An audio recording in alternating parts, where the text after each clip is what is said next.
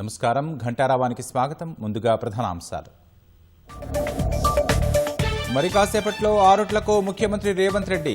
Telangana public school ప్రారంభించనున్న CM.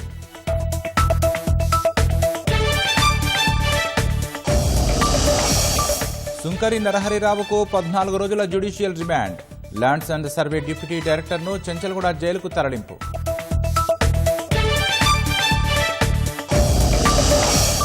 నేడు వరంగల్లో పవన్ కళ్యాణ్ పర్యటన. ప్రాణాంతక వ్యాధితో బాధపడుతున్న బాలుడికి పరామర్శ.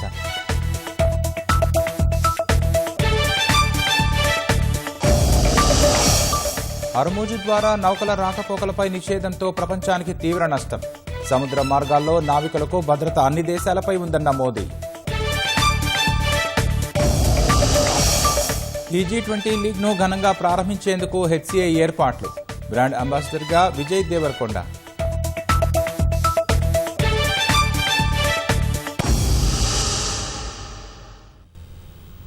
రాష్ట్ర ప్రభుత్వం ప్రతిష్టాత్మకంగా అభివృద్ధి చేసిన ఆరుట్ల తెలంగాణ పబ్లిక్ స్కూల్ను ఇవాళ సీఎం రేవంత్ రెడ్డి ప్రారంభించనున్నారు. అంతర్జాతీయ ప్రమాణాలతో నిర్మించిన పాఠశాల పైలాన్ను ఆవిష్కరించిన తర్వాత విద్యార్థులతో కలిసి బ్రేక్ఫాస్ట్ చేయనున్నారు. ప్రైవేటుకు ధీటుగా నిర్మించిన ఆరుట్ల పాఠశాల ద్వారా రాష్ట్ర విద్యా వ్యవస్థలో మార్పునకు నాంది పలికినట్లయిందని విద్యాశాఖ ప్రకటించింది. రాష్ట్రంలో ప్రభుత్వ విద్యకు కొత్త దిశను చూపించేలా రాష్ట్ర ప్రభుత్వం అడుగులు వేస్తోంది. ఇందులో భాగంగా విద్యా సంస్కరణలు చేపట్టిన సర్కార్ తొలి అడుగుగా తెలంగాణ పబ్లిక్ స్కూల్స్ కు నాంది పలికింది. సీఎం రేవంత్ రెడ్డి డ్రీమ్ ప్రాజెక్టుగా రూపుదిద్దుకున్న తెలంగాణ పబ్లిక్ స్కూల్ TPS ను ఇవాళ ప్రారంభించనున్నారు. ఉదయం ఆరుట్లకు చేరుకోనున్న సీఎం రేవంత్ రెడ్డి ముందుగా తెలంగాణ పబ్లిక్ స్కూల్ పైలాన్ ఆవిష్కరిస్తారు. అనంతరం పాఠశాలలోని digital classrooms, library, science labs, dining hall, క్రీడా మైదానాల్ని పరిశీలించనున్నారు. విద్యార్థులు, ఉపాధ్యాయులు, స్కూల్ కమిటీ సభ్యులతో ప్రత్యేకంగా సమావేశమై వారి అభిప్రాయాల్ని తెలుసుకుంటారు. అనంతరం అక్కడే భారీ బహిరంగ సభలో సీఎం రేవంత్ రెడ్డి ప్రసంగించనున్నారు. ప్రభుత్వం ప్రతిష్టాత్మకంగా నిర్మించిన ఆరుట్ల పాఠశాలలో నర్సరీ నుంచి ఇంటర్ వరకు అంతర్జాతీయ ప్రమాణాలతో విద్య అందించే లక్ష్యంతో విద్యాశాఖ అడుగులు వేస్తోంది. నాణ్యమైన విద్యతో పాటు క్రీడలు, సాంస్కృతిక కార్యక్రమాలు, వ్యక్తిత్వ వికాసానికి సమాన ప్రాధాన్యమివ్వనున్నట్లు ప్రకటనలో తెలిపింది. తెలంగాణ పబ్లిక్ స్కూల్స్ లో విద్యార్థులకు ఉచిత బస్సు సౌకర్యం, ఉదయం అల్పాహారం, మధ్యాహ్న భోజనం, సాయంత్రం స్నాక్స్ అందించనున్నారు. ఇంగ్లీష్ మీడియంలో విద్యా బోధన జరగనుంది. ఆధునిక బోధనా పద్ధతులు, సాంకేతిక సదుపాయాలతో ప్రభుత్వ పాఠశాలలపై ప్రజల్లో విశ్వాసాన్ని మరింత పెంచేలా విద్యకు రోల్ మోడల్ గా తెలంగాణ పబ్లిక్ స్కూల్ రూపుదిద్దుకుందని విద్యాశాఖ వివరించింది. కార్పొరేట్ పాఠశాలల్ని తలదన్నేలా ఆరుట్ల తెలంగాణ పబ్లిక్ స్కూల్ వాతావరణం కనిపిస్తోంది. చుట్టుపక్కల గ్రామాల నుంచి విద్యార్థుల్ని తీసుకొచ్చేందుకు ప్రభుత్వం 5 బస్సుల్ని ఏర్పాటు చేసింది. తెలంగాణ పబ్లిక్ స్కూల్లో పిల్లల్ని చేర్పించేందుకు తల్లిదండ్రులు పోటీ పడుతున్నారు. ప్రైవేట్ స్కూళ్లలో చదువుతున్న పిల్లల్ని TPS లో చేర్పించేందుకు తల్లిదండ్రులు ఆసక్తి చూపుతున్నారు. ప్రస్తుతం ఆరుట్ల తెలంగాణ పబ్లిక్ స్కూల్లో 1814 మంది విద్యార్థులు చదువుతున్నారు. ప్రీ ప్రైమరీ విభాగంలో 150 మంది, ప్రైమరీ స్కూల్లో 600, హైస్కూల్ 2 బ్లాకుల్లో కలిపి 800 మంది, ఇంటర్ మొదటి సంవత్సరంలో 160, రెండో సంవత్సరంలో 104 మంది విద్యార్థులు ఉన్నారు. తల్లిదండ్రుల నుంచి పెరుగుతున్న డిమాండ్ను తట్టుకోలేక నో అడ్మిషన్ బోర్డు పెట్టాల్సిన పరిస్థితి TPS లో నెలకొంది. ప్రభుత్వ విద్యను ప్రపంచ స్థాయికి తీసుకెళ్లాలన్న లక్ష్యంతో ఆరుట్లలో సీఎం రేవంత్ రెడ్డి ప్రారంభిస్తున్న తెలంగాణ పబ్లిక్ స్కూల్ రాష్ట్ర విద్యా చరిత్రలో ఒక మైలురాయిగా నిలుస్తుందని ప్రభుత్వం భావిస్తోంది. తెలంగాణ పబ్లిక్ స్కూల్ పైలట్ ప్రాజెక్టుగా 4 పాఠశాలల్ని ఎంపిక చేశారు. తొలి విడతలో రంగారెడ్డి జిల్లాలో ఆరుట్ల, మంచాలతో పాటు ఉమ్మడి మహబూబ్ నగర్ జిల్లాలోని వంగూరు, పోల్కంపల్లి పాఠశాలలు ఎంపిక చేశారు. తెలంగాణ పబ్లిక్ స్కూల్ కాన్సెప్ట్ ని రాష్ట్ర వ్యాప్తంగా విస్తరించేందుకు ప్రభుత్వం కార్యాచరణ రూపొందించింది. రాష్ట్రంలో దశలవారీగా 100 తెలంగాణ పబ్లిక్ స్కూల్ను ఏర్పాటు చేయాలని లక్ష్యంగా పెట్టుకుంది. దేశ భవిష్యత్ తరగతి గదుల్లో రూపుదిద్దుకుంటుంది అనేది ఇకపై ఒక నినాదం మాత్రమే కాదని కళ్ల ముందు కనిపించే నిజమని ముఖ్యమంత్రి రేవంత్ రెడ్డి పేర్కొన్నారు. అందుకు సాక్ష్యమే ఆరుట్లలోని తెలంగాణ పబ్లిక్ స్కూల్ అని తెలిపారు. ఆరుట్లలో నేడు తెలంగాణ పబ్లిక్ స్కూల్ ప్రారంభోత్సవం సందర్భంగా ఆ వీడియోను ఎక్స్లో పోస్టు చేశారు. ఆరుట్లలో ఆవిష్కృతమవుతున్న తెలంగాణ పబ్లిక్ స్కూల్ ఆరంభం మాత్రమేనన్నారు. రాష్ట్ర వ్యాప్తంగా భవిష్యత్తులో 100 తెలంగాణ పబ్లిక్ స్కూళ్లను నెలకొల్పడం తదుపరి కర్తవ్యమని తెలిపారు. మేధావుల సలహాలు, విజ్ఞుల సూచనలతో రాష్ట్ర విద్యా వ్యవస్థ చరిత్రను విప్లవాత్మక సంస్కరణలతో తిరిగి రాయాలన్న తన సంకల్పానికి రూపం తెలంగాణ పబ్లిక్ స్కూల్ అని పేర్కొన్నారు. చరిత్ర పుటల్లో కలిసిపోతున్న సర్కారు బడి ఎక్కువ వైభవంతో, సకల సౌకర్యాలు, ఆధునిక వసతులతో పిల్లల మేధో వికాస క్షేత్రంగా నిలవబోతోందని వివరించారు. హైదరాబాద్ నుంచి పూణే, బెంగళూరుకు బుల్లెట్ రైలు మార్గాలు, టూరిజం ప్రాంతాలను దృష్టిలో పెట్టుకుని ఏర్పాటు చేయాలని ముఖ్యమంత్రి రేవంత్ రెడ్డి సూచించారు. బుల్లెట్ రైలు ప్రాజెక్టులో వరంగల్ ఎయిర్పోర్టుపై ఎంసీఆర్, హెచ్ఆర్డీలో సీఎం సమీక్షించారు. హైదరాబాద్ పూణే రైల్వే మార్గంలో వికారాబాద్ జిల్లా అనంతగిరి దగ్గర స్టేషన్ ఏర్పాటు చేయాలని తెలిపారు. అనంతగిరి నుంచి ఐటీ హబ్కు రవాణా సదుపాయాలు కల్పించాలని పేర్కొన్నారు. హైదరాబాద్ నుంచి బెంగళూరు హైస్పీడ్ రైల్వే మార్గంలో భారత్ ఫ్యూచర్ సిటీ వద్ద స్టేషన్ ఏర్పాటు చేయాలని సీఎం చెప్పారు. మన్ననూరు వద్ద నల్లమల స్టేషన్, సోమశిల సమీపంలో రైల్వే స్టేషన్ ప్రణాళిక సిద్దం చేయాలని తెలిపారు. శంషాబాద్ బుల్లెట్ ట్రైన్ హబ్గా పిలవాలన్న ఆయన వరంగల్ విమానాశ్రయం కాకతీయ సామర్థ్యం, వారసత్వ సంపద ఉట్టిపడేలా ఉండాలని స్పష్టం చేశారు. ఎయిర్పోర్టు ముందు రాణి రుద్రమ, రుద్రదేవుడు, నంది విగ్రహాలతో భారీ ఐలాండ్ ఏర్పాటు చేయాలని సీఎం రేవంత్ తెలిపారు. ఢిల్లీ వెళ్లి వరంగల్ ఎయిర్పోర్టు డిజైన్లపై ఎయిర్పోర్ట్ అథారిటీ అధికారులతో చర్చలు జరపాలని అధికారులను ముఖ్యమంత్రి రేవంత్ రెడ్డి ఆదేశించారు.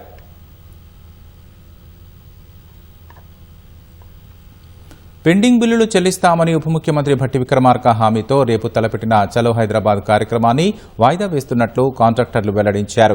వివిధ శాఖల నుంచి సుమారు 20,000 కోట్ల బకాయిలు రావాల్సి ఉందన్న కాంట్రాక్టర్లు పెండింగ్ బిల్లుల కోసం చలో హైదరాబాద్ కార్యక్రమానికి పిలుపునిచ్చారు. సీఎం రేవంత్ సూచనలతో కాంట్రాక్టర్లతో రహదారులు, భవనాల శాఖ మంత్రి కోమటిరెడ్డి వెంకటరెడ్డి చర్చించారు. అనంతరం ఆర్థిక శాఖ మంత్రి భట్టి విక్రమార్కతో కాంట్రాక్టర్లు సమావేశమయ్యారు. చిన్న సివిల్ కాంట్రాక్టర్లకు ప్రభుత్వం అండగా ఉంటుందని, దశల వారీగా పెండింగ్ బిల్లులు చెల్లిస్తామని భట్టి విక్రమార్క హామీ ఇచ్చారు. బకాయిలన్నింటినీ చెల్లించేందుకు స్పష్టమైన ప్రణాళికతో ప్రభుత్వం ముందుకెడుతోందని తెలిపారు. భట్టి విక్రమార్క హామీతో సంతృప్తి చెందినందున ఈ నెల 18న తలపెట్టిన చలో హైదరాబాద్ కార్యక్రమాన్ని వాయిదా వేస్తున్నట్లు బిల్డర్స్ అసోసియేషన్ ఆఫ్ ఇండియా తెలిపింది. రైతుల సంక్షేమమే ప్రభుత్వ ధ్యేయమని మంత్రి తుమ్మల నాగేశ్వరరావు అన్నారు. రాష్ట్ర సచివాలయంలో నిర్వహించిన రైతు నేస్తం కార్యక్రమంలో పాల్గొన్నారు. యూరియా సహా అన్ని రకాల రసాయన ఎరువులు సకాలంలో అందించేందుకు ప్రభుత్వం కట్టుబడి ఉందని తెలిపారు. ప్రస్తుతం రాష్ట్రంలో యూరియా నిల్వలు సమృద్ధిగా ఉన్నాయని, మొత్తం 90.22 లక్షల యూరియా బస్తాలు అందుబాటులో ఉన్నాయని వెల్లడించారు. జిల్లాల వారీగా యూరియా కొనుగోళ్లలో నిజామాబాద్ జిల్లా అగ్రస్థానంలో ఉందని తెలిపారు. డిజిటల్ యాప్ వినియోగంలో నిజామాబాద్ జిల్లా రైతాంగం ఆదర్శంగా నిలిచిందన్నారు. ఎరువుల దుర్వినియోగాలను అరికట్టడానికే డిజిటల్ విధానాన్ని అమలు చేస్తున్నామని మంత్రి తుమ్మల స్పష్టం చేశారు. ప్రజలకు మంత్రులను నేరుగా కలిసే అవకాశం కల్పిస్తూ కాంగ్రెస్ నిర్వహిస్తున్న మంత్రులతో ముఖాముఖి కార్యక్రమం పునఃప్రారంభం కానుంది. గతంలో ప్రతి బుధవారం గాంధీభవన్లో ప్రజలతో ఒక మంత్రి ముఖాముఖి కలిసి ప్రజల నుంచి వినతులు స్వీకరించేవారు. కొద్ది రోజులుగా వాయిదా పడిన ఆ కార్యక్రమాన్ని ఇవాళ నుంచి ప్రారంభించాలని పీసీసీ నిర్ణయించింది. నేడు మంత్రి అజారుద్దీన్ ముఖాముఖిలో పాల్గొని ప్రజల నుంచి వినతి పత్రాలను స్వీకరించనున్నారు. ఉదయం 11 గంటల నుంచి మధ్యాహ్నం 1 గంట వరకు గాంధీభవన్లో ప్రజల నుంచి వినతులు స్వీకరించి సమస్యల పరిష్కారంపై స్పందించనున్నారు. ప్రధానంగా భూ వివాదాలు, రెవెన్యూ సమస్యలు, పెన్షన్లు, ఉద్యోగాలు, విద్య, ఆరోగ్యం, సంక్షేమ పథకాల అమలు వంటి అనేక అంశాలపై మంత్రులను ప్రజలు నేరుగా కలిసి విన్నవించుకుంటారు. సమస్యల పరిష్కారంలో జాప్యం జరిగితే సంబంధిత శాఖలతో ప్రత్యేక సమీక్షలు నిర్వహిస్తూ పెండింగ్ అంశాలను వేగంగా పరిష్కరించే ప్రయత్నం చేస్తున్నారు. విదేశీ అక్రమ చొరబాటుదారుల ఓట్లను తొలగిస్తే తప్పేముందని కేంద్ర హోంశాఖ సహాయ మంత్రి బండి సంజయ్ కుమార్ ప్రశ్నించారు. విదేశీ ముస్లింలతో ఈ దేశ ముస్లింలను ఎందుకు పోలుస్తున్నారని కాంగ్రెస్ను నిలదీశారు. మతాల మధ్య కాంగ్రెస్ చిచ్చు పెట్టి రాజకీయ లబ్ధి పొందేందుకే సర్ను వ్యతిరేకిస్తోందని ఆరోపించారు. మోదీ 12 ఏళ్ల పాలనను పురస్కరించుకుని మానకొండూరులో ఆర్ఎంపీ డాక్టర్లతో చాయ్ పే చర్చ కార్యక్రమంలో కేంద్ర మంత్రి బండి సంజయ్ పాల్గొన్నారు. కేంద్ర మంత్రి కిషన్ రెడ్డి మెట్రో 2వ దశను అడ్డుకున్నారని, సీఎం చేస్తున్న వ్యాఖ్యల్లో వాస్తవం లేదని కొట్టిపారేశారు. తెలంగాణ అభివృద్ధికి మోదీ ప్రభుత్వం కట్టుబడి ఉందన్నారు. తెలంగాణకు 12 ఏళ్లలో 12 లక్షల కోట్ల నిధులను కేంద్రం ఇచ్చిందని, రాష్ట్రంలోనూ డబుల్ ఇంజన్ సర్కార్ వస్తే అభివృద్ధి ఖాయమన్నారు. కాంగ్రెస్ పార్టీ 2 మతాల మధ్య విభేదాలు సృష్టించి రాజకీయ లబ్ధి పొందే ప్రయత్నం చేస్తూ ప్రజల లోపల ఒక భయానక వాతావరణం సృష్టిస్తున్నది. మీ ఓటు ఉండే విధంగా మీరు చూసుకోండి. అది హిందువా, ముస్లిమా, ఇంకోలా కానీ ముస్లిం సమాజం కూడా అప్పీల్ చేస్తున్నాం. మీ ఓటు పోకుండా చూడండి. మేమే అప్పీల్ చేస్తున్నాం. కానీ బంగ్లాదేశ్ నుంచి, పాకిస్తాన్ నుంచి అక్రమంగా వలస వచ్చి పాస్పోర్ట్లు, వీజాలు లేకుండా అంతర్గత భద్రత సమస్యలు సృష్టించే ప్రయత్నం చేస్తే వాళ్ళకు ఓటక్కిమంటారా చెప్పాలి. కాంగ్రెస్ పార్టీ ఇతర దేశాల నుంచి అక్రమంగా వచ్చి నివాసం ఉంటున్న వాళ్ళను ఓట్లను తొలగించాలని చెప్పి ఎందుకు డిమాండ్ చేస్తలేదు? ఇలా ఇక్కడ ముస్లింలను అక్కడ ముస్లింలతో పోల్చొద్దు. కాంగ్రెస్ పార్టీ పోలుస్తున్నది. వాళ్ళ నిజంగా కేంద్ర ప్రభుత్వానికో కిషన్ రెడ్డి గారికో అభివృద్ధి అడ్డుకోవాలనే ఆలోచన ఉంటే తెలంగాణ రాష్ట్రానికి ఇన్ని ప్రాజెక్టులు ఎందుకు వస్తాయి, ఇన్ని నిధులు ఎందుకు వస్తాయి? ఒక మెట్రో ప్రాజెక్ట్ని అడ్డుకోవాల్సిన అవసరం కిషన్ రెడ్డి గారికి ఏమొచ్చింది? మా యొక్క కమిట్మెంట్, మా యొక్క నిబద్ధతను ప్రజలు గుర్తిస్తున్నారు. ఒక కాంగ్రెస్ పార్టీ సర్టిఫికేట్ మాకు అవసరం లేదు. ప్రజాప్రభుత్వం చేస్తున్న అభివృద్ధిని చూసి ఓర్వలేకే బీజేపీ, బీఆర్ఎస్ కలిసి తమపై బురద జల్లుతున్నాయని పీసీసీ అధ్యక్షుడు మహేష్ కుమార్ గౌడ్ విమర్శించారు. ఎవరెన్ని కుట్రలు చేసినా రాబోయే ఎన్నికల్లో 100కు పైగా సీట్లు గెలుస్తామని ధీమా వ్యక్తం చేశారు. సంగారెడ్డిలో సర్పై బూత్ లెవెల్ ఏజెంట్ల సమావేశం జరిగింది. కార్యక్రమానికి ముఖ్య అతిథిగా మహేష్ గౌడ్ హాజరయ్యారు. ఎస్ఐఆర్ ప్రక్రియ పూర్తయ్యే వరకు బీఎల్ఏలతో పాటు కార్యకర్తలు అప్రమత్తంగా ఉండాలని మంత్రి దామోదర సూచించారు. రాబోయే శాసనసభ ఎన్నికల్లో నిర్మల పోటీ చేస్తారు అంటూ జగ్గారెడ్డి మరోసారి ఉద్ఘాటించారు. గెలుపు కోసం కార్యకర్తలంతా కష్టపడాలని సూచించారు. ఎన్నికల సంఘం బీజేపీతో ములాఖాత్ అయిందంటూ మహేష్ కుమార్ గౌడ్ ఆరోపించారు. ఇలా బీజేపీ పార్టీలు ఏమేమి ఆలోచించి చూస్తా ఉన్నారు. పవన్ కళ్యాణ్ ఏం మాట్లాడుతూ ఉన్నాడు? ఎక్కడున్నాడు దామన్నా? తెలంగాణ ఉద్యమంలో పవన్ కళ్యాణ్ ఎప్పుడైనా కనబడ్డా నీకు? తెలంగాణ ఇచ్చినప్పుడు 10 రోజులు పస్తులున్నా అని చెప్పింది ఆయన కాదా? ఇలా ఆయన తెలంగాణ మీద ప్రేమలకు వస్తున్నారు. ఎవరున్నారు ఆయన వెనుక? కమలం ఉంది. కమలం ఆడిస్తే ఈయన ఆడుతా ఉన్నాడు.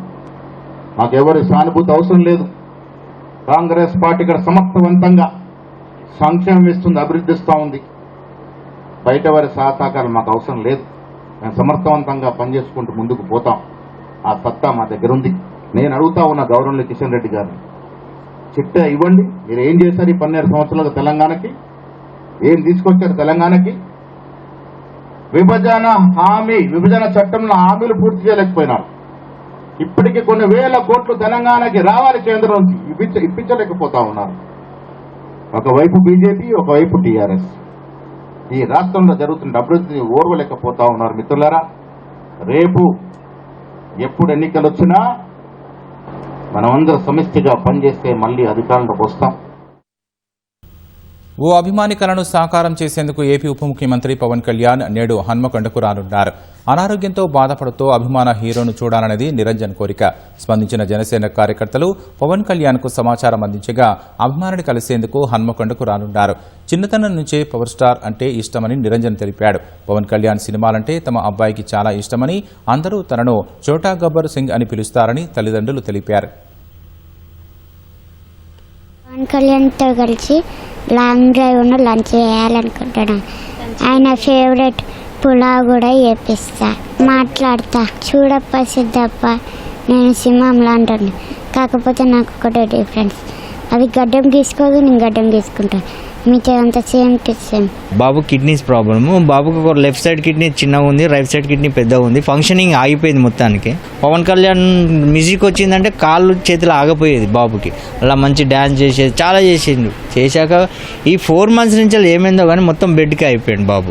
బాబుకి పవన్ కళ్యాణ్ అంటే చాలా ఇష్టం. బాబుకి ఒక నిక్ నేమ్ కూడా చోటా గబ్బర్ సింగ్ అని ఇక్కడ చాలా మంది పిలిచేది. మా బాబుకి 7 years, బాబుకు ఇప్పుడు 17 years. 10 years నుంచి ప్రాబ్లం స్టార్ట్ అయింది, కిడ్నీస్ బాగాలేవు. బాబు సంతోషం ఏంటంటే పవన్ కళ్యాణ్ చూడాలని కోరుకుంటున్నాడు. అది జరుగుతుందనే సంతోషం వాళ్ళలో బాగా ఉంది. రాష్ట్ర వ్యాప్తంగా ఇసుక ర్యాంపుల వద్ద కొనసాగుతున్న అక్రమ వసూళ్లపై సమగ్ర విచారణ చేపట్టాలని హైదరాబాద్లోని పెద్ద అంబర్పేట లారీ ఓనర్స్ అసోసియేషన్ సభ్యులు డిమాండ్ చేశారు. ఖైరతాబాద్లోని ఖనిజాభివృద్ధి సంస్థ కార్యాలయం ముందు ధర్నా చేపట్టారు. ప్రభుత్వానికి చెల్లించే డీడీ మాత్రమే కాకుండా ఇసుక రీచ్ల వద్ద కాంట్రాక్టర్లు అక్రమ వసూళ్లకు పాల్పడుతున్నారని వారు ఆవేదన వ్యక్తం చేశారు. అధికారులు స్పందించి అక్రమ దందాను అరికట్టాలని ప్రభుత్వాన్ని కోరారు. ఒక్కొక్క లారీకి 15,600 రూపాయలతోటి డీడీ తీసుకొని ఇసుక ర్యాంప్ లో లోడింగ్కి వెళ్తున్నాం.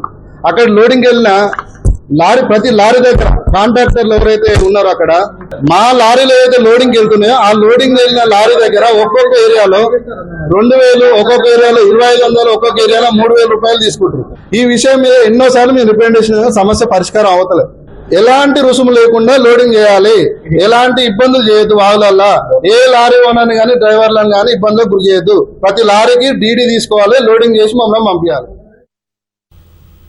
వరంగల్ జిల్లా నర్సంపేటలో పెస్టిసైడ్స్ ఎరువుల దుకాణాలపై టాస్క్ ఫోర్స్ పోలీసులు ఆకస్మిక తనిఖీలు చేపట్టారు. తనిఖీల్లో భాగంగా ₹1,50,000 విలువైన గడువు ముగిసిన పురుగు మందులను సీజ్ చేశారు. నిబంధనలు ఉల్లంఘించిన అగ్రో సేవా కేంద్రం, జై కిసాన్ దుకాణదారులపై కేసులు నమోదు చేసినట్లు అధికారులు తెలిపారు. వ్యవసాయ శాఖ చట్టం ప్రకారం బాధ్యులపై చర్యలు తీసుకుంటామని ఏవో కృష్ణమోహన్ తెలిపారు. ఖరీఫ్ సీజన్ ప్రారంభమైన వేళ రైతులు ఎరువులు, పురుగు మందుల కొనుగోలు విషయంలో అప్రమత్తంగా ఉండాలని అధికారులు కోరారు. ఫర్టిలైజర్స్ పెస్టిసైడ్స్ షాపులలో తనిఖీలు నిర్వహించడం జరిగింది. ఈ సందర్భంగా 2 షాపులలో నెక్కొండ రోడ్లోని జే కిసాన్ షాప్ మరియు మల్లంపల్లి రోడ్లోని ఆగ్రో షాప్లో ఎక్స్పైరీ అయిన వస్తువులు రావడం గుర్తించడండి. వాటిని సీజ్ చేసి దగ్గరగా ₹1,60,000 విలువ గల పెస్టిసైడ్స్ని సీజ్ చేయడం జరిగింది. ఎక్స్పైరీ పురుగు మందులు మరియు కలుపు మందులను గుర్తించడం జరిగింది. వాటిని యాక్ట్ ప్రకారం కేసు నమోదు చేయడం జరిగింది. ఈ సందర్భంగా రైతులకు మరియు డీలర్లకు తెలియజేసిందంటే సీజన్ స్టార్టింగ్లోనే అందరికీ క్లియర్గా తెలియజేయడం జరిగింది. ఎట్టి పరిస్థితుల్లో ఎక్స్పైరీ ప్రొడక్ట్స్ వాళ్ళ షాపుల్లో ఉంచుకోకూడదు. జనరల్గా అయితే 2 years ఉంటుంది. జనరల్గా మ్యానుఫ్యాక్చరింగ్ డేట్ నుంచి 2 years ఇస్తారు. కొన్ని కంపెనీస్ మాత్రం 3 years ఇస్తారు. అంతకు నుంచి వ్యాలిడిటీ 3 years నుంచి వ్యాలిడిటీ. పెండింగ్ బిల్లులు చెల్లించలేదని ఓ వ్యక్తి ఏకంగా ప్రభుత్వ పాఠశాలకు తాళం వేశాడు. మహబూబాబాద్ జిల్లా సిరోల్ మండలం భీల్యానాయక్ తండాలో పాఠశాలలు ప్రారంభమైన మరునాడే స్కూలు గదులకు తాళం వేయడం చర్చనీయాంశమైంది. బడికి వచ్చిన విద్యార్థులు బయటే ఉండాల్సి వచ్చింది. అభివృద్ధిలో భాగంగా తరగతి గదులు నిర్మించి 3 ఏళ్లు గడిచినా నిధులు విడుదల కాలేదని కాంట్రాక్టర్ శ్రేణు ఆవేదన వ్యక్తం చేశారు. మన ఊరు మనబడిలో భాగంగా ₹17 లక్షల అభివృద్ధి పనులు చేపడితే ఇప్పటివరకు కేవలం 7 లక్షలు మాత్రమే చెల్లించారని మండిపడ్డారు. దీంతో ఆర్థిక ఇబ్బందులు ఎదుర్కొంటున్నారని ప్రభుత్వం స్పందించి పెండింగ్ బకాయిలు చెల్లించాలని కాంట్రాక్టర్ శ్రీను కోరారు. నాకు బిల్లులు రాకుండా ఇబ్బంది పడుతున్నాను. ఈ బిల్లుల కోసము బయట నుండి వడ్డీలు తీసుకొచ్చి దానికే నెలకు ఒక 36,000 ఈఎంఐ కట్టలేకపోతున్నాను. కావున ఈ బిల్లులు ఈయని విడల నేను ఈరోజు మన విల్యనేతండ ప్రైమరీ స్కూల్కి తాళం వేయడం జరిగింది. ఈ మన ఊరు మనబడి డబ్బులు వెంటనే విడుదల చేయాలని ప్రభుత్వానికి కోరుతున్నాను. అమెరికా సైనిక దాడిని 3 నెలలు తట్టుకుని నిలబడ్డామన్న ఇరాన్ పాలకుల సంతోషం ఎంతో కాలం నిలిచేలా లేదు. అమెరికాతో తాత్కాలిక శాంతి ఒప్పందం కుదిరి యుద్ధం ముగింపు దశకు చేరగా ఇరాన్ పాలకులకు అసలు సమస్య ఇప్పుడే మొదలైందని అంతర్జాతీయ విశ్లేషకులు హెచ్చరిస్తున్నారు. ఒకవైపు ఆర్థిక సంక్షోభంతో ప్రజలు అల్లాడుతున్నారు. మరోవైపు సంప్రదాయవాదులు మాత్రం చర్చలను వ్యతిరేకిస్తూ మళ్లీ ఆయుధాలు తయారు చేయాలని ఒత్తిడి చేయడం సుప్రీం లీడర్ ముస్తఫా ఖమేనీకి తలనొప్పిగా మారింది. పశ్చిమాసియాలో యుద్దం ముగిసిన వెంటనే ఇరాన్ పాలకులకు అసలైన పరీక్ష ఎదురు కాబోతోందని అంతర్జాతీయ వ్యవహారాల నిపుణులు విశ్లేషించారు. ఏళ్ల తరబడి ఆంక్షలతో నలిగిపోయిన ఇరాన్ ఆర్థిక వ్యవస్థ ఈ 3 నెలల యుద్దంతో పూర్తిగా చిన్నాభిన్నమైంది. దేశంలో ద్రవ్యోల్బణం ఆకాశాన్ని తాకగా నిరుద్యోగం రికార్డు స్థాయికి చేరింది.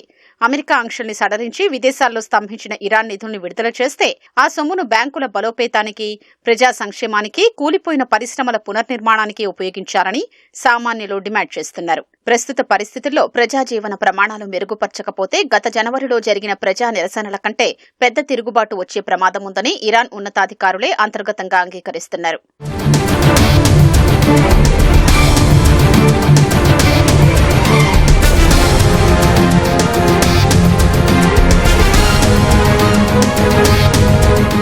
మరోవైపు ఇరాన్ ప్రభుత్వ నిర్ణయాలపై దేశంలోని కరుడుగట్టిన సంప్రదాయవాద వర్గాలు తీవ్ర అసంతృప్తితో ఉన్నాయి. యుద్దం తొలి రోజే Iran supreme leader Ayatollah Ali Khamenei America, Israel వైమానిక దాడుల్లో ప్రాణాలు కోల్పోయారు. తమ నాయకుడిని పొట్టనబెట్టుకున్న శత్రువుతో చేతులు కలపడం ఏంటని వారు సొంత ప్రభుత్వంపైనే తిరగబడుతున్నారు.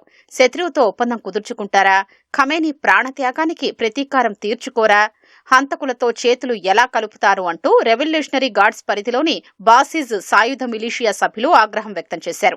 శాంతి ఒప్పందం ద్వారా లభించే నిధుల్ని ప్రజల కోసం కాకుండా ఆయుధ సంపత్తిని పెంచుకోవడానికే వాడాలని ఈ వర్గాలు ఒత్తిడి తెస్తున్నాయి. మరోవైపు ప్రభుత్వ నిర్ణయాన్ని ప్రశ్నించేది సామాన్యులైన, సంప్రదాయవాదులైన వారిని ఉక్కుపాదంతో అణచివేయడానికి ఇరాన్ పాలకులు సిద్ధంగా ఉన్నారని అంతర్జాతీయ నిపుణులు తెలిపారు.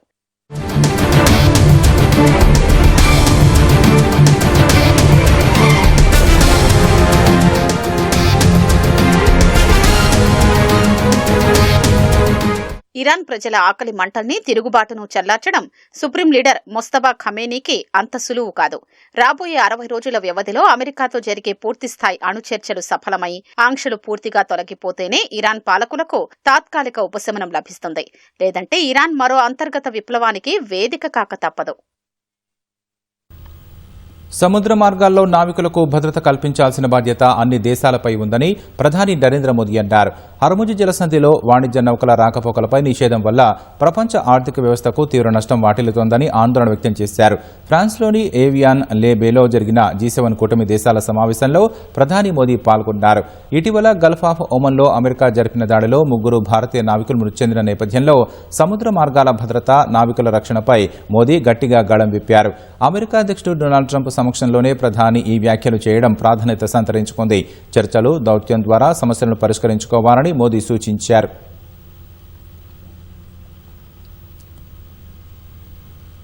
ఇరాన్ యుద్ధం ఇక చరిత్ర అని అమెరికా అధ్యక్షుడు డొనాల్డ్ ట్రంప్ అన్నారు. ఇప్పుడు తాను ఉక్రెయిన్ యుద్ధంపై దృష్టి సారించినట్లు ఆయన తెలిపారు. రష్యా ఉక్రెయిన్ సంక్షోభాన్ని ముగించేందుకు తాను చేయగలిగిందంతా చేస్తానని చెప్పాడు. G7 కూటమి దేశాల సమావేశంలో ట్రంప్ ఉక్రెయిన్ అంశాన్ని ప్రస్తావించారు. హర్ముజ్ జలసంధి మీదుగా చమురు సరఫరా పెరిగితే రష్యా ఇంధనంపై మరోసారి ఆంక్షలు విధించాల్సి రావచ్చని ట్రంప్ సంకేతాలిచ్చారు. రష్యాపై ఆంక్షలు పెంచాల్సిన అవసరం ఉందని సమావేశంలో పాల్గొన్న మెజార్టీ నేతలు అభిప్రాయపడ్డారు. ఉక్రెయిన్కు అన్ని విధాలా సహకారం అందించాలని పేర్కొన్నారు. సరిహద్దుల నుంచి అక్రమంగా చొరబడి ఏళ్లుగా భారత్లో పాతుకుపోయిన బంగ్లాదేశీ పౌరులను తిప్పి పంపేందుకు కేంద్ర రాష్ట్ర ప్రభుత్వాలు చర్యలు ముమ్మరం చేశాయి. సరిహద్దు రాష్ట్రాలతో పాటు దేశవ్యాప్తంగా అనేక ప్రాంతాల్లో పోలీసులు అక్రమ బంగ్లాదేశీ వలసదారులను గుర్తించి డిపోర్టు చేసే కార్యక్రమం చేపట్టాయి. ఇందుకోసం డిటెక్ట్, డిలీట్, డిపోర్ట్ విధానాన్ని అనుసరిస్తున్నాయి. బంగ్లాదేశ్, పాకిస్తాన్ సరిహద్దుల వెంబడి స్మార్ట్ కంచె నిర్మించి అక్రమ చొరబాట్లకు అడ్డుకట్ట వేసే యత్నాల్లో కేంద్ర ప్రభుత్వం నిమగ్నమైంది. భారత్లో అక్రమంగా నివసిస్తున్న విదేశీయులను గుర్తించి తిప్పి పంపేందుకు కేంద్రం, రాష్ట్రాలు భారీ ఆపరేషన్ చేపడుతున్నాయి. కేంద్రంలోని ఎన్డీఏ సర్కార్ సహకారంతో బీజేపీ పాలిత రాష్ట్రాల్లో ఈ కార్యక్రమం ఎప్పటినుంచో జరుగుతూ ఉండగా ఇటీవల పశ్చిమ బెంగాల్లో కూడా బీజేపీ ప్రభుత్వం అధికారం చేపట్టడంతో మరింత ఊపందుకుంది.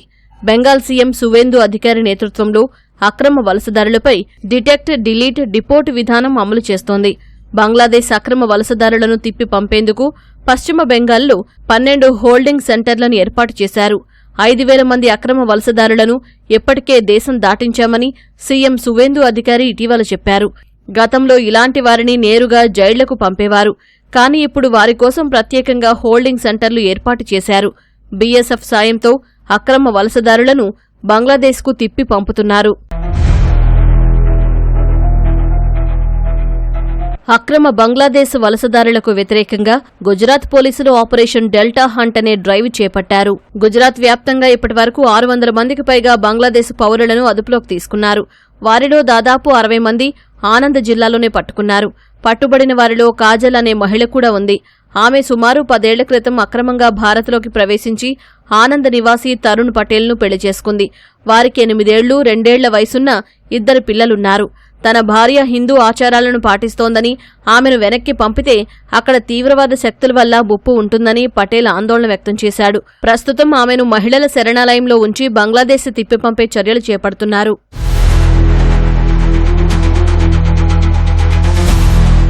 హైదరాబాద్లో అక్రమంగా నివసిస్తున్న 7 బంగ్లాదేశ్ పౌరులను జూన్ 13న పోలీసులు అదుపులోకి తీసుకున్నారు. జీడిమెట్ల పోలీస్ స్టేషన్ పరిధిలో గాజుల రామారం, జీడిమెట్ల, హెచ్ఏఎల్ ప్రాంతంలో వారు నివసిస్తున్నట్లు నిఘా వర్గాల సమాచారం మేరకు పోలీసులు పట్టుకున్నారు. వారిలో 4 మహిళలు ఉన్నారు. నిందితులను చట్టప్రకారం బంగ్లాదేశ్కు పంపుతామని పోలీసులు తెలిపారు. 17 ఏళ్లుగా పరారీలో ఉన్న బంగ్లాదేశ్ నిందితుడిని ఉత్తరప్రదేశ్లో ఇటీవల అరెస్టు చేశారు. 2009 ఆగస్టులో అక్రమంగా బంగ్లాదేశ్ నుంచి భారత్లోకి ప్రవేశించిన కేసులో జాహిద్ నిందితుడు.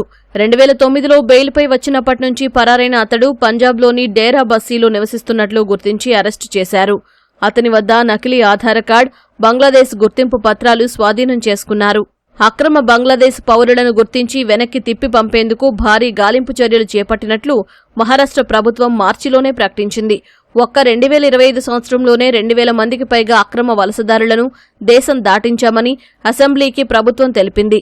అక్రమ వలసదారులు ఆధార్ కార్డులను పొందకుండా నిరోధించేందుకు గాను అసోం కేబినెట్ 18 ఏళ్లు పైబడిన వారికి కొత్త ఆధార్ కార్డులను జారీ చేయకూడదని నిర్ణయించింది. ఒకవైపు భారత్ అక్రమ బంగ్లా వలసదారులను వెనక్కి పంపుతుంటే సరిహద్దుల వద్ద తీవ్ర ఉద్రిక్తతలు చోటు చేసుకుంటున్నాయి. అసోంలోని సౌత్ సల్మారా, మేఘాలయ సరిహద్దుల్లోని నో మాన్స్ ల్యాండ్ వద్ద చొరబాటుదారులను వెనక్కి పంపేందుకు బీఎస్ఎఫ్ ప్రయత్నించగా అధికారిక దౌత్య ప్రోటోకాల్స్ లేవంటూ బార్డర్ గార్డ్స్ బంగ్లాదేశ్ వారిని స్వీకరించేందుకు నిరాకరిస్తోంది. మేఘాలయ ఫ్రంటియర్ వద్ద ఇరు దేశాల సైనికుల మధ్య గుర్తింపు విషయమై తీవ్ర వాగ్వాదం జరగడమే కాకుండా సరిహద్దు గ్రామస్తుల మధ్య రాళ్ల దాడి కూడా జరిగింది. మేఘాలయలోని దక్షిణ పశ్చిమ గారో హిల్స్ జిల్లాలోని మహేంద్రగంజ్ సమీపంలో నందేర్చార్ సెక్టర్ వద్ద సతీరాజ్ బన్షీ అనే వ్యక్తి అక్రమంగా సరిహద్దు దాటుతూ ఉండగా బీఎస్ఎఫ్ అదుపులోకి తీసుకుంది. అతన్ని తిరిగి బంగ్లాదేశ్కు పంపేందుకు ప్రయత్నించగా బంగ్లాదేశ్ అధికారులు అతడు తమ దేశస్థుడు కాదని చెప్పడంతో జూన్ 10న రాత్రంతా సరిహద్దులోని నో మ్యాన్స్ ల్యాండ్లోనే అతడు ఉండిపోవాల్సి వచ్చింది. గురువారం ఉదయం అతని బంధువులు వచ్చి పత్రాలు చూపించడంతో బంగ్లాదేశ్ అధికారులు అతన్ని అనుమతించారు.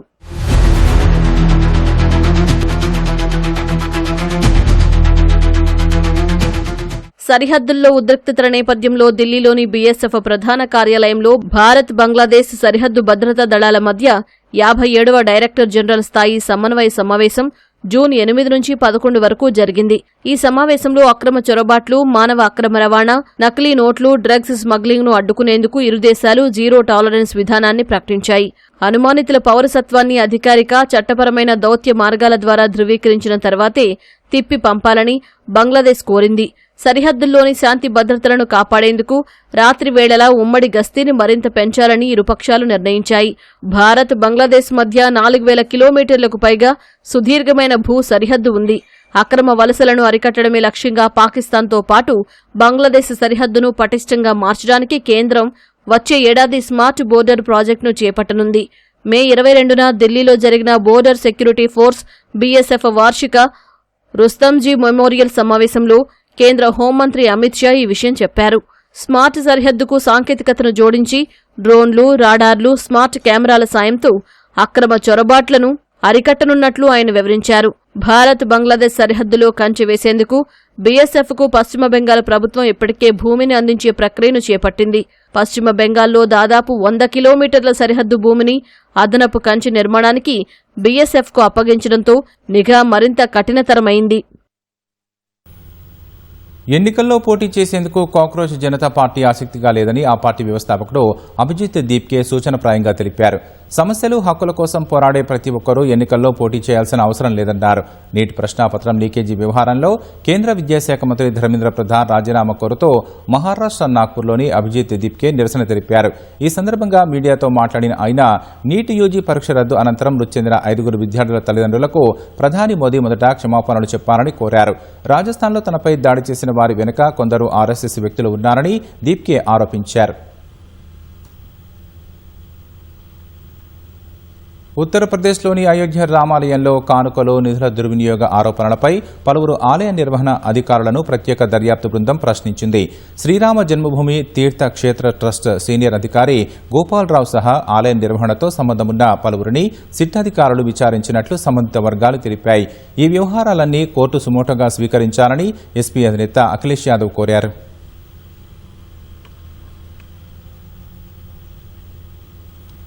ఆదిలాబాద్లో ఎయిర్పోర్టు కళ సాకారం దిశగా అడుగులు పడుతున్నాయి.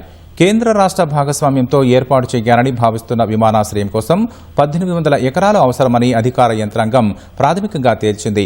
ఎయిర్పోర్ట్ పౌర విమానయాన రాకపోకలకు అనుగుణంగా ఉండాలంటే ఇప్పటికే రక్షణ శాఖ పరిధిలోని 369 ఎకరాలతో పాటు అదనంగా మరో 1500 ఎకరాల స్థలం అవసరమవుతుందని తేల్చింది. బెంగళూరులోని ఎయిర్ ఫోర్స్ విభాగం group commanders Sabharwal, Hegde squadron leader రెడ్డితో కూడిన అధికారుల బృందం క్షేత్ర పర్యటనలో భాగంగా ఆదిలాబాద్ లో విమానాశ్రయానికి ఆనుకుని ఉన్న భూములను పరిశీలన చేసింది. కలెక్టర్ రాజర్షిషా, ఎంపీ గోడం నగేష్, ఎమ్మెల్యే పాయల్ శంకర్ తో కలిసి నిషాన్ ఘాట్, బంగారుగూడ, అనుకుంట ప్రాంతాల్లో పర్యటించింది. విమానాశ్రయం ఏర్పాటుకు అవరోధంగా ఉండే హైటెన్షన్ విద్యుత్ వైర్లు, అనుకుంట, బంగారుగూడ వాగుల విషయం చర్చకు వచ్చింది. గత ప్రణాళిక ప్రకారం 800 ఎకరాల్లో ఒకసారి, 1000 ఎకరాల్లో ఒకసారి విమానాశ్రయం ఏర్పాటు చేయాలని భావించినప్పటికీ రక్షణ, పౌర విమానాల రాకపోకలకు అనువుగా ఉండాలంటే ఖచ్చితంగా 1800 ఎకరాలు సేకరించాల్సి ఉంటుందనే అభిప్రాయం అధికారుల బృందం నిర్ణయించింది. అనంతరం కలెక్టరేట్లో అధికారిక సమీక్ష నిర్వహించారు. త్వరలో పూర్తిస్థాయి నివేదిక ఆధారంగా ఢిల్లీలో రక్షణ మంత్రి రాజ్నాథ్ సింగ్, ముఖ్యమంత్రి రేవంత్ రెడ్డి సమక్షంలో భవిష్యత్ కార్యాచరణ ఖరారు చేయాలని అధికారులు నిర్ణయించగా ఎయిర్పోర్టుకు ముందడుగు పడిందని అధికారులు, ప్రజాప్రతినిధులు పేర్కొన్నారు. చాలా మంచి మనం ఒక రిజల్ట్ కూడా రావడం జరిగింది. ఎందుకంటే ఏవైతే గతంలో మరి ఢిల్లీలో ఉన్నటువంటి మీటింగ్ దాని తర్వాత ఆనరబుల్ సీఎంస్ ఏవైతే ఇన్స్ట్రక్షన్స్ ఇచ్చారో దాని ప్రకారం మళ్ళీ already state government 700 acres land ఎక్విజిషన్కి మళ్ళీ మాకు ఆదేశాలు కూడా ఇచ్చారు. దీంతో పాటు మళ్ళీ అదనంగా 1500 ఎకరాలు ఒక defence infrastructure, defence air training institute కావచ్చు, తర్వాత 80 ఎకరాలు airport authority of India civil aviation clear కావచ్చు. వాటికి కూడా government of Telangana honourable chief minister sir మరి అది కూడా అదనంగా ప్రిన్సిపల్ అప్రూవల్ కూడా ఇవ్వడం జరిగింది. ఈ ఒక మంచి శుభవార్త ఆదిలాబాద్ జిల్లాలో ఈ పెద్ద ఎత్తున ఎయిర్ డిఫెన్స్ ఇన్ఫ్రాస్ట్రక్చర్ కానీ సివిల్ ఏవియేషన్ ఇన్ఫ్రాస్ట్రక్చర్, ఎందుకంటే ఓన్లీ సివిల్ ఏవియేషన్ ఇన్ఫ్రాస్ట్రక్చర్తో మళ్ళీ సక్సెస్ఫుల్ ఇంకా ముందుకి ఉండాలి అంటే ఒక డిఫెన్స్ ఇన్ఫ్రాస్ట్రక్చర్ కూడా ఉంటే బాగుంటుంది. కాబట్టి చాలా పెద్ద ఎత్తున ఇది ఒక త్వరలోనే ఇది కూడా సాధించడానికి మనం అందరూ కూడా కలిసి కృషి కూడా చేస్తున్నాము. ఈ ఆదిలాబాద్ ప్రజలకు ఒక గొప్ప అవకాశం త్వరలో పూర్తి కాబోతున్నదని మాకు నమ్మకం కలిగింది. ఏదైనా కూడా ఈ ఆదిలాబాద్లో ఈరోజు ఆ అధికారుల పర్యటన వల్ల మరొక అడుగు ఈ జాయింట్ యూజర్ ఎయిర్పోర్ట్ ముందుకు పడ్డది సందర్భంగా తెలియదు. ఇంకా ఫర్దర్గా ముందు వెళ్ళడానికి ఇటు స్టేట్ గవర్నమెంట్తో అటు సెంట్రల్తో ఎప్పటికప్పుడు కోఆర్డినేషన్ చేస్తూ దీన్ని ముందుకు తీసుకెళ్ళడానికి ఈరోజు ఇంకొక ముందడుగుగా ఈరోజు ఈ కార్యక్రమం జరిగింది.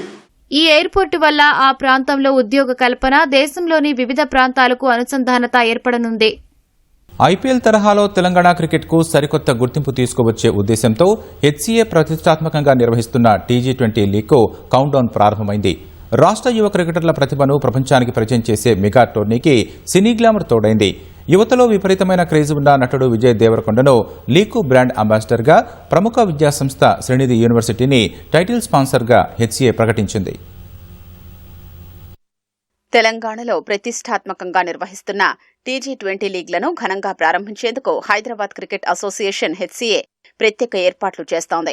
ఇప్పటికే ఫ్రాంచైజీల ప్రకటన, ఆటగాళ్ల వేలంను ఘనంగా నిర్వహించిన హెచ్సీఏ లీగ్ను అంతే ఉత్సాహంతో ప్రారంభించేందుకు సిద్దమైంది. అందుకోసం శరవేగంగా ఏర్పాట్లు సాగుతున్నాయి. లీగ్కు మరింత క్రేజ్ తెచ్చేందుకు యూత్ ఐకాన్ అయిన సినీ హీరో విజయ్ దేవరకొండను అంబాసిడర్గా నియమించింది. శ్రీనిధి యూనివర్సిటీ లీగ్ టైటిల్ స్పాన్సర్గా ఉంది. ఈ నెల 21 నుంచి ప్రారంభం కానున్న టీ20 లీగ్ తెలంగాణ క్రికెట్ చరిత్రలో అతిపెద్ద ఫ్రాంచైజీ టోర్నీగా నిలవనుంది. హెచ్సీఏ ఆధ్వర్యంలో నిర్వహిస్తున్న ఆ లీగ్లో 8 జట్లు పాల్గొంటుండగా దాదాపు 3 వారాల పాటు మ్యాచ్లు జరగనున్నాయి. లీగ్ దశలో జట్లు పరస్పరం తలపడిన తర్వాత ప్లే ఆఫ్స్ కు అర్హత సాధిస్తాయి. ఆ తర్వాత క్వాలిఫైయర్, ఎలిమినేటర్, ఫైనల్ మ్యాచ్లతో ఛాంపియన్ను నిర్ణయిస్తారు. మొత్తం 32 మ్యాచ్లు నిర్వహించేలా ఏర్పాట్లు చేశారు. అన్ని మ్యాచ్లు ఉప్పల్లోని రాజీవ్ గాంధీ అంతర్జాతీయ క్రికెట్ స్టేడియంలో జరగనున్నాయి. టోర్నీ ఆరంభంలో తొలి మ్యాచ్ కు ముందు తమన్ మ్యూజికల్ కాన్సర్ట్, సాంస్కృతిక కార్యక్రమాలు ఏర్పాటు చేసినట్లు హెచ్సీఏ తెలిపింది. Hyderabad cricket association and T20 governing council would like to make few announcements. Vijay Devarkonda, the film star, has come forward on board to be official brand ambassador for TG20. This makes the league more attractive. He would be joining us. Local fans are showing more enthusiasm in order to come forward to witness the league. We have quite a few developments in terms of TG20 sponsorship, brand ambassadors and schedules.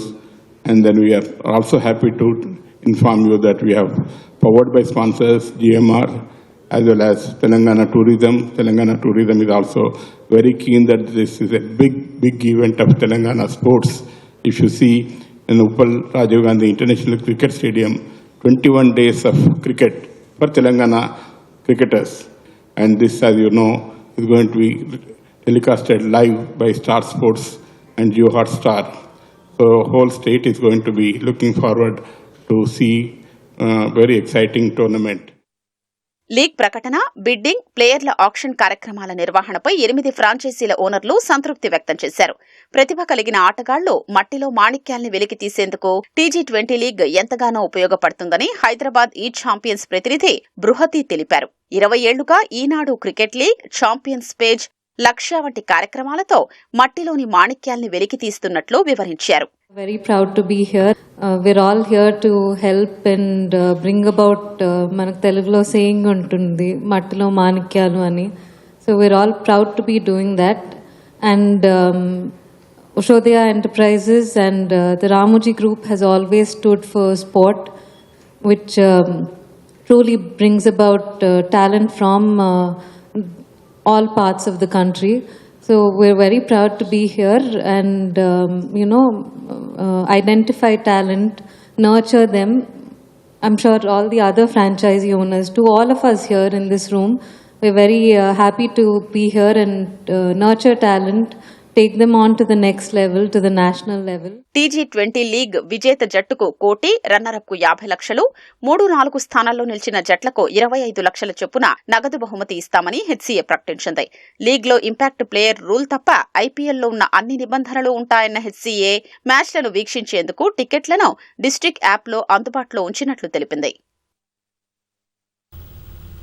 T20 league ప్రారంభానికి భారీ ఎత్తున ఏర్పాట్లు చేస్తున్నట్లు T20 league governing council chairman Agamarao వెల్లడించారు. Laser show, సాంస్కృతిక కార్యక్రమాలతో league మొదలు కానుందని తెలిపారు. కొద్దిపాటి మార్పులతో ఐపీఎల్ తరహాలోనే మ్యాచ్ నిర్వహించనున్నట్లు వివరించారు. హైదరాబాద్ క్రికెట్ అభిమానులకు ఈ లీగ్ ఉత్సాహాన్ని అందిస్తుందని చెబుతున్న T20 league governing council chairman ఆగమరావుతో మా ప్రతినిధి నాగార్జున ముఖాముఖి. హెచ్సీ నిర్వహిస్తున్నటువంటి టీ20 లీగ్ ఈ నెల 21 నుంచి గ్రాండ్గా ప్రారంభం కాబోతుంది. దీనికోసం అన్ని ఏర్పాట్లు పూర్తి చేస్తున్నట్లుగా T20 governing council chairman Agamarao గారు చెప్తున్నారు. ప్రస్తుతం మనతో పాటు ఆయన ఉన్నారు. ఆయన అడిగి ఈ లీగ్ సంబంధించిన అన్ని విషయాలు తెలుసుకున్నాం. సార్, ఈ ఈవెంట్ని ఏ విధంగా గ్రాండ్ లాంచ్ కోసం ఏర్పాట్లు చేశారు? ఓపెనింగ్ సెరమనీ చాలా బాగా జరగబోతుందండి. 21st సండే కాబట్టి, ఈవినింగ్ టైం కాబట్టి ప్రోగ్రామ్ కూడా చాలా బాగుంటుంది. మన మేజర్ ఈవెంట్ విల్ బి మన మ్యూజిక్ డైరెక్టర్ తమన్ షో ఉంటుంది. Vijay Deverakonda brand ambassador himself is going to be there. రకరకాల మ్యూజిక్ ప్రోగ్రామ్స్ ఉంటాయి, లేజర్ షో ఉంటుంది, ఫైర్ క్రాకర్స్ ఉంటాయి. చాలా ఎంటర్టైనింగ్ ఉంటుంది, చాలా బాగుంటుంది. ఉప్పల్లో రాజీవ్ గాంధీ ఇంటర్నేషనల్ క్రికెట్ స్టేడియంలో మన తెలంగాణ క్రికెటర్స్ ఆడుకుంటూ ఇంత పెద్ద ఎత్తున ఒక రకమైన ఐపీఎల్ కంటే ఆ లెవెల్లో జరుగుతున్న టోర్నమెంట్ కాబట్టి ప్రేక్షకులు కూడా చాలా బాగా హ్యాపీగా ఫీల్ అవుతారు. ఆల్రెడీ షెడ్యూల్ ఇప్పటికే విడుదల చేశారు సార్. దీంట్లో రూల్స్ అండ్ రెగ్యులేషన్స్ ఏమైనా చేంజెస్ ఉన్నాయా? ఐపీఎల్ తరాలనే ఉంటుందండి. 1 or 2 small things, impact play లాంటిది 1-2 లేకుండా మొత్తం ఐపీఎల్ తరహాలోనే ఉంటుంది. బికాజ్ ఇది బీసీసీఐ టోర్నమెంట్ కాబట్టి రూల్స్ రెగ్యులేషన్స్ మొరాలే సేమ్ ఉంటాయి. ముఖ్యంగా రివ్యూ సిస్టమ్కి సంబంధించిన దాంట్లో మీరు వచ్చిన విషయాలు చెప్పారు. దానికి సంబంధించి డిఆర్ఎస్ ఏ విధంగా ఉంటుంది? హకాయ్ రివ్యూ సిస్టమ్ మన ఐపీఎల్ పెట్టుకున్నది, తర్వాత బీసీసీఐ టోర్నమెంట్స్ పెట్టి హకాయ్ రివ్యూ సిస్టమ్ పెట్టుకున్నాము. మీకు తెలుసు, అది ఇంటర్నేషనల్ రివ్యూ డిఆర్ఎస్ సిస్టమ్. అది చాలా రిలయబుల్, చాలా కరెక్ట్గా ఉంటుంది రిజల్ట్స్. అండ్ దానికి కూడా మన ఎంపైర్స్ కూడా బీసీసీఐ ఎంపైర్స్ అయినప్పటికీ మళ్ళీ తర్ఫీదు ఇస్తున్నాం. ఇన్ఫాక్ట్ ఇవాళ, రేపు, ఎల్లుండి వాళ్ళకి ట్రైనింగ్ ఉంది డిఆర్ఎస్ సిస్టమ్ మీద. సో డిఆర్ఎస్ సిస్టమ్ హాకే ఉంటుంది. మొదటి మ్యాచ్ 21న స్టార్ట్ కాబోతుంది. ఫైనల్ ఎప్పుడు ఉండొచ్చు? ఈ క్వాలిఫైయింగ్ మ్యాచ్కి ఏమైనా రిజర్వ్ డేస్ ఉన్నాయా? మొత్తం మనకు 32 మ్యాచెస్ ఉంటాయి. 21st జూన్ స్టార్ట్ అయ్యి 12th జూలైకి అయిపోతుంది. మనకు 19 మ్యాచ్ డేస్ ఉంటాయి. మనకు రిజర్వ్ డేస్ ఉండవు, ఎందుకంటే సీజన్లో మనకు 21 డేస్ ఇది గుడ్ 3 వారాలు కాబట్టి మ్యాచ్ ఎక్స్పెక్టింగ్ మనం బై గాడ్స్ గ్రేస్ అన్ని మ్యాచ్లు జరుగుతాయి అనుకుంటున్నాము. ఒకవేళ అంటే టీంకి సంబంధించినటువంటి వర్షం పడి మ్యాచ్లు రద్దు అయితే కనుక సేమ్ దానిలాగానే పాయింట్స్ షేర్ చేస్తారా సార్? ఏ విధంగా పాయింట్స్ స్ప్లిట్ చేస్తామండి. ఏదైనా మ్యాచ్ జరిగి 5 hours జరిగి టై అటువంటి అవుతే మనం సూపర్ ఓవర్ పోతాం, కానీ బట్ మ్యాచ్ జరగకపోతే మ్యాచెస్ పాయింట్స్ స్ప్లిట్ చేస్తాం. ప్రేక్షకులకు సంబంధించి ఇందులో ఎంతమందిని అలౌ చేస్తున్నారు? టికెటింగ్ ఏ విధంగా ఉంటుంది? దాని సెక్యూరిటీ ఏ విధంగా పెడుతున్నారు? సెక్యూరిటీ ఐపీఎల్ తరాలను ఉంటుంది. టికెటింగ్ కూడా మీకు డిస్ట్రిక్ట్ జొమాటో తోటి టైప్ పెట్టుకున్నాము. జొమాటో డిస్ట్రిక్ట్ నుంచి మీకు టికెటింగ్ ఉంటుంది. చాలా నామినల్ అమౌంట్ పెడుతున్నాము, ఎందుకంటే టికెటింగ్ కాబట్టి 50 రూపాయలు 100 రూపాయలు అట్లా పెడుతున్నాము. సో ఎంట్రీ అంతా రెస్ట్రిక్టెడ్గా ఉంటుంది, చాలా పకడ్బందీగా ఉంటుంది. బట్ ఫ్రీగా రావచ్చు, ఎంతమంది అయినా రావచ్చు. 15,000 మంది 20,000 మంది వస్తారని అనుకుంటున్నాం. ఇప్పుడు వరకు ఓవరాల్గా తెలంగాణ ప్రజలకు అండ్ తెలంగాణ క్రికెట్ భవిష్యత్తుకు ఎలాంటి లీగ్ని అందజేయబోతున్నారు సార్? చాలా పెద్ద లీగ్ అండి ఇది. భవిష్యత్తులో పెద్ద అసెట్ అవుతుంది. మన తెలంగాణ ప్లేయర్స్కు ఇది ఒక పెద్ద ఆశాకేంద్రం అనుకోవచ్చు, ఎందుకంటే ఇటువంటి ప్లాట్ఫామ్ ఉండడం కంపల్సరీ.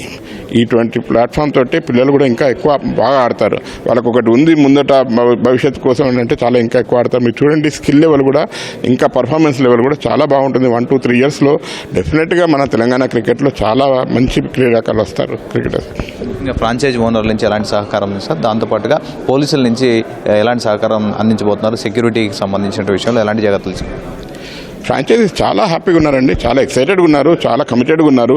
మీరు చూస్తున్నారు చాలా తక్కువ టైంలో మనం ఈ టోర్నమెంట్ కండక్ట్ చేస్తున్నాం. ఎవరు ఏ చిన్న కంప్లైంట్ లేకుండా పాపం చాలా కష్టపడి టీం కంపోజ్ చేస్తున్నారు. కొంతమందికి ఎక్స్పీరియన్స్ కూడా లేదు, బట్ దే వాంట్ గివ్, ఏదో రకంగా మనం ఏదో చేయాలి అనే ఉత్సాహం ఉంది వాళ్ళ దగ్గర. భవిష్యత్తులో జట్ల సంఖ్య ఇంకేమైనా పెంచుకే అవకాశం ఉందా? ఇది దాదాపు ఇదే కొనసాగిస్తారు. చూస్తాము. 3 years వరకు అయితే ఏం లేదు, 3 years తర్వాత అప్పుడు ఆలోచిస్తాం. Thank you. సో అది తెలంగాణ క్రికెట్ భవిష్యత్తు మరింత మెరుగుపరిచే విధంగా ఈ లీగ్ని కండక్ట్ చేస్తాం. చాలామంది కూడా ఇంకా క్రికెట్లో ప్రతిభ ఉన్న ఆటగాళ్ళని బయటికి తీసేందుకు ఈ లీగ్ చాలా ఉపయోగపడుతుందని, సో ఇప్పటికే అండ్ ఫ్రాంచైజీలు ఓనర్స్ కూడా చాలా సహకారం అందిస్తున్నారని, అండ్ ఎందుకంటే ఫౌండింగ్ మెంబర్స్ కాబట్టి వాళ్ళ సహకారం చాలా మంచిగా ఉందని, సో భవిష్యత్తులో మరింత లెవెల్కి దీన్ని తీసుకువెళ్తామని ఆగమరావు చెప్తున్నారు. కెమెరామెన్ దాస్తో నాగార్జున, ఈటీవీ న్యూస్, హైదరాబాద్.